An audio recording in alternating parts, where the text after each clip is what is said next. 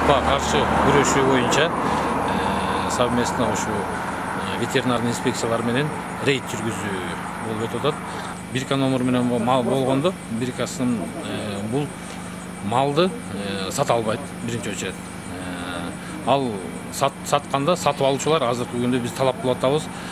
Малдын справкасын, бирка номерларын, чиптерин талап кылып туруп сатып алган кишилерди ошону болуп атабыз. Бул если чип басылбаса, бул ыңгайлуу болуп атат, ууруларга ыңгайлуу болуп атат. Чиби жок эле малды сатып кеткен. Ошол себептен бул ар бирин бирка жана чиптерин обязательно түрдө бастырып атабыз да.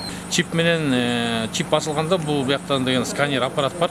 Ошол сканер аппараттан чип жылкынын кайсы жерге басыла болсо ошону сканерден өткөзгөндө кимге тиешелүү экени чыгып калат.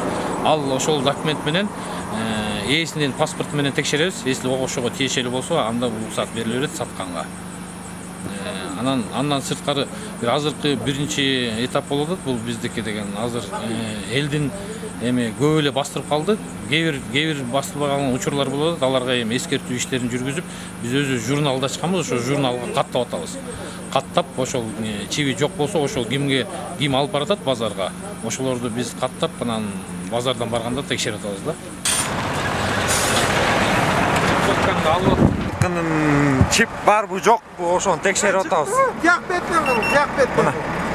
Мына жылкынын чиби номеру мына могу. Милиция кызматкерлери менен бирдикте рейд жүргүзүбүз. Бүгүнкү күндө ошо жылкылардын идентификациясын, уйлардын идентификациясын текшерип, коштомо документтерин карап рейд жүргүзүбүз. Могу PR код менен, анан могу чыгыштоо номери менен алган киши өзүнө каттайт. Анан ылдый жанында мал жөнүндө маалыматы бар мына. Чиптин номерлери, бирканы өңү, адреси, малдын ээсинин адреси боюнча бүт маалымат турат ушакта. Анан мобилдик тиркеме. Ар бир жаранга бул жеткиликтүү да. Мына PR кодду мынтип окутканда, мына кетти. Азыр загрузка болот, загрузка болгондо мына полный эмеси чыгат да. Ушул PR код менен биз ушул ветеринарлык коштомо документ оригиналдыбы же подделкабы ошону текшерсек болот. Маалыматы туурабы же туура эмеспи? Койлорго, кой баласына мына форма 1 мурунку эле өкмөт менен бекитилген форма 1 азыр жазып атабыз. Жакынкы арада койлорду да ошо идентификациядан өтөбүз, аларга групповой идентификационный номер берилет. Ошонун негизинде биз ошол малдын эмдөө иштерин, ар бири кыймылын ошондой шарт түзүлүп берет, көзөмөлдөө.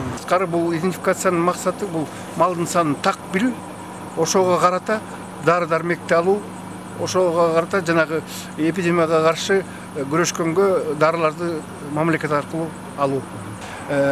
Жылкыны болсо, мисалга могу балды окшош мал аралашып кетет ба, ошондо чип менен эле идентификациялап койсо болот. Анан могу жол кырсыктары көп болот ба, ошондо малды жылкыны сүзүп кеткенде мал эмеси келбей качып атат.